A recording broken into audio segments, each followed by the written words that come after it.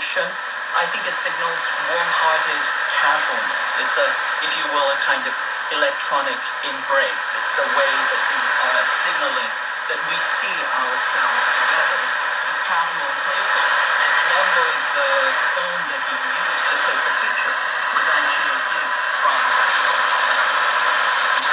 kind of affirming that this is a useful gift for us, that it allows us to see ourselves together. So on that level, I think it will resonate very well with the vast majority of Koreans, certainly young Koreans. I also want to point out that right now the major trend for young Koreans on the weekend is actually to take a trip to China.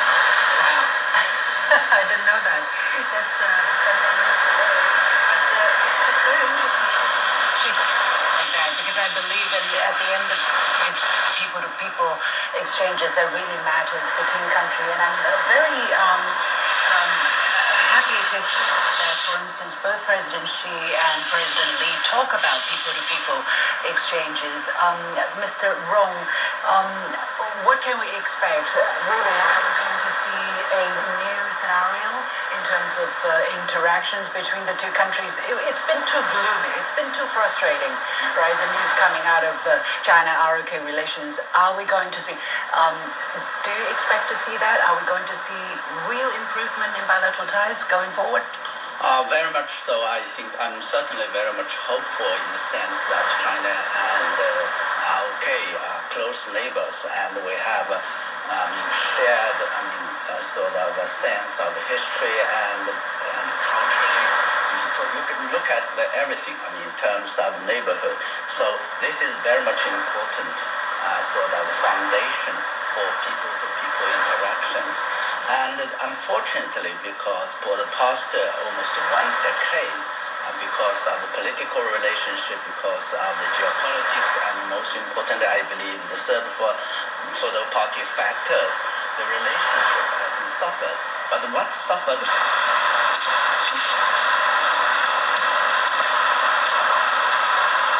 And what I think, particularly, I think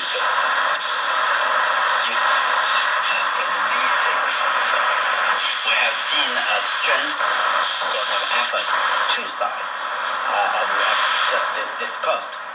Led by the top leadership, the President of China, of course, President Xi and other leaders have very much focused on that. And that would, of course, take time to overcome the sort of problems arising from that. But the most important thing is we have now seen more and more positive stories. Certainly the selfies, one, and the other, President Lee's sort of stories about the fashion that the young people or younger generations, Korea, coming to spend weekend in Shanghai. Certainly, there are other stories even in terms of the two countries that are helping and sacrificing their life for each other. For example, I think back in June or last year, there was a police officer and gave his life to save Chinese in Korea, and also the Chinese driver, a bus driver, again, sacrificed his life for the safety of Korean tourists in Zhangjiajie and Hunan province. So there are more and more focus or publicities around this line.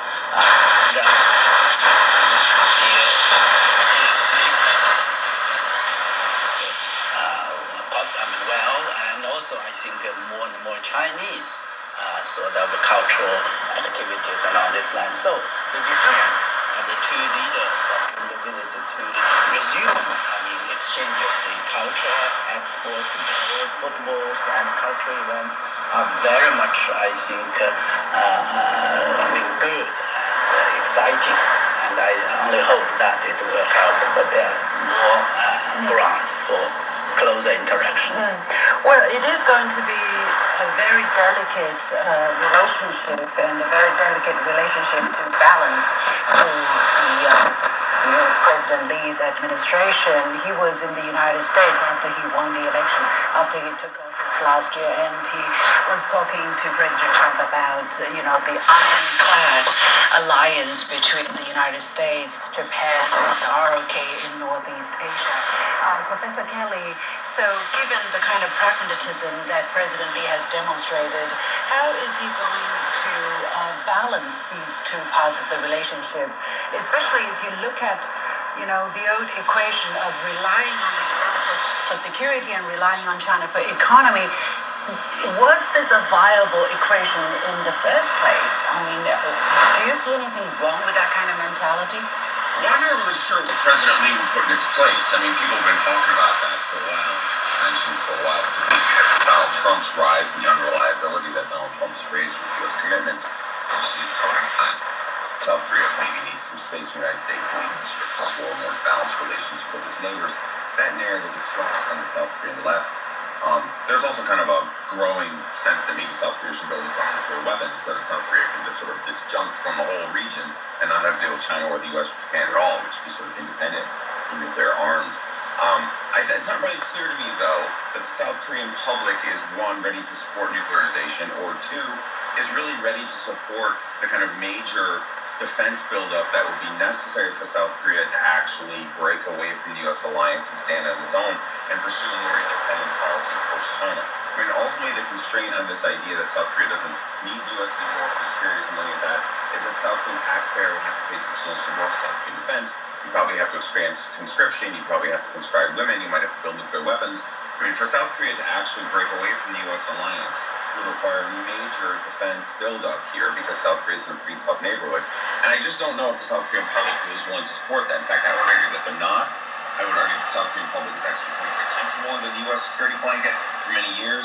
And so even if South Koreans want to trade more with China and they want some more space from the United States, which I think is something the South Korean political left wants a lot, the rest of the public, I just don't know if they're going to go along with that, right? Because it would require South Korea to really sort of pursue a level of strategic autonomy it's just never chosen before. And I think that's why eventually the president, right, went and talked about the ironclad alliance with the United States, which is some language you don't traditionally hear from the South Korean left, which is typically understood the U.S. alliance as kind of neo-imperial or sort of interventionist in South Korean politics. But the South Korean public really supports the alliance. Even if they're very uncomfortable with Donald Trump, they're really supportive of the alliance, and only because it helps South Korean security costs, it helps sort of backstop the South Korean economy, having the U.S. military on the ground. And so for South Korea to really break that traditional relationship that you were talking about would require kind of a revolution on the ground in South Korean public opinion. And I just don't see that. Like we said, the South Korean public opinion on China is quite negative. South Korean public opinion on the U.S. alliance is not strong. On the alliance is very positive. And so even if this government wants to pursue that, I don't know if the public support is there. Mr. No, this perpetual question of how to deal with the world's two largest economies and two largest militaries very soon, I believe, is not just a question for South Korea, but also for countries such as Japan, such as Australia, and and China is the number one, or one of the most important trading partners for over 150 countries in the world. So this question seems to be more and more prominent as we go further. Do you see a way out of the similar dilemma? I mean, is there a way that countries can develop their relationship with China on the one hand and with the United States on the other hand without having to pick side or clear sides? Well, I think it would be possible if the U.S. was not forcing these countries to pick sides. It's not China which is asking any country to pick a side. It is the United States which is essentially telling them either explicitly or implicitly, you're with us or against us. This was seen in the Biden administration. We saw this going all the way back to Obama, and certainly in this administration, I'm sure there's a lot of pressure being put on. So all of this kind of boils back down to the fact that, if we want to understand Korean politics, you have to understand that there is a dark sun whose gravitational force determines the orbits of the Korean body politic. That dark sun is the United States and its geostrategic, geopolitical interests in squelching and containing China.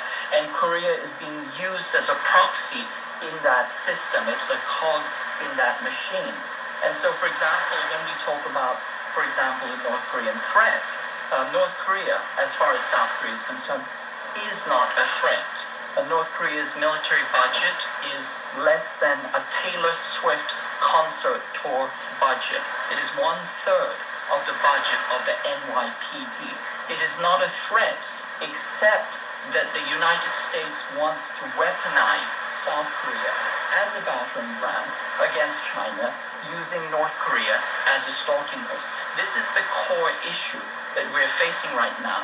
And I assure you, the vast majority of critically thinking Koreans do not agree with this. In fact, one of the policies or one of the platforms that Lee Jae-myung put forth in his electoral campaign was to prevent the use of Korea being used as a proxy or a battering ram for the United States.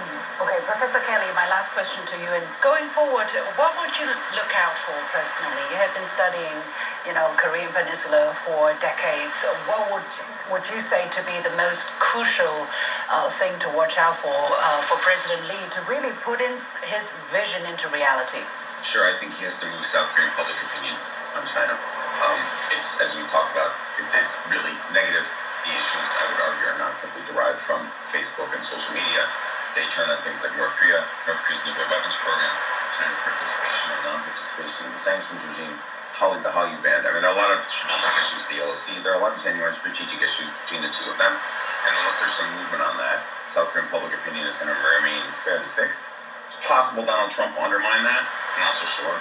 But without that movement of South Korean public opinion, there's only so much the South Korean left can do to sort of push them over. I understand. Mr. No, what is your take? I actually disagree. I think there is a vast amount of well-intentioned feelings towards China that are now coming to the fore. And people look at a leader and they will see the kind of warm relationships, the warm engagement that he has with China, and most recently his visit to Shanghai. I have to tell you that when you visit Shanghai, it is very often a very moving experience for Koreans. He did talk about emotions. Yeah, he did talk about emotions. Unfortunately, we don't have the time to go into details there. It has a lot of historical significance. One sentence, Mr. Rong. What does China have to do to take care of this new trend? From China's perspective, I think that we definitely would like to work with ROK to pursue a relationship, a stable and healthy relationship in line with the changes in the region. We have to leave it at Robert Kelly, KJ, No, and Wayne. Thank you so much for sharing with us your insights. And with that, we come to the end of this edition of The Point with me, Li Shen. You've got the point. Hey there, global listeners. Get ready for the hottest discussions on the airwaves.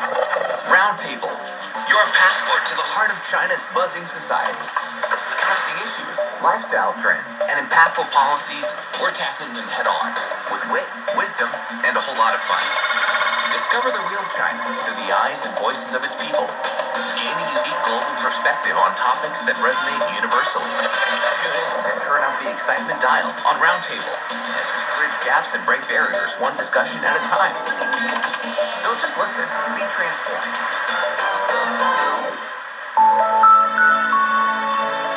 Want to learn about world affairs in a more laid-back and accessible manner? Join insiders, experts, and analysts in the casual setting of the chat lounge to hear their personal experiences and opinions on major events and hot issues. Subscribe to Chat Lounge for free on Apple Podcasts, Spotify, or wherever you get your favorite podcasts.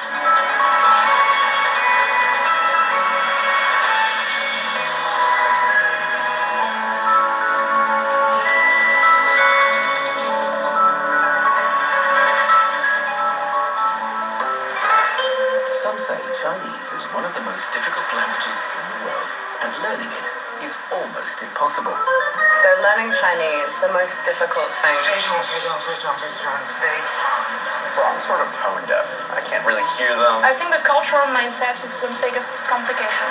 Grammar. It's just complicated. So much.